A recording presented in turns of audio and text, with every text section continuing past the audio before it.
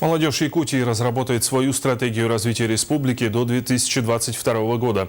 С этой целью сегодня начался первый съезд молодежи Якутии, который будет идти до 28 августа. Участники молодежного форума обсудят актуальные вопросы и проблемы, затрагивающие интересы молодого поколения, и подготовят предложения и рекомендации для органов госвласти и местного самоуправления республики. А пока в первый день съезда начался с проекта «Мир увлечений», участники съезда представили свое хобби. В корпусе факультетов естественных наук СВФУ начались актовые лекции по темам «Правовые основы реализации молодежной политики», «Россия в современном мире», «Психология лидера» и «Инновационный подход в реализации молодежной политики». Я представляю на съезде молодежи Хангаласский улус, первый маджикарский наследник, село Булгуняхта.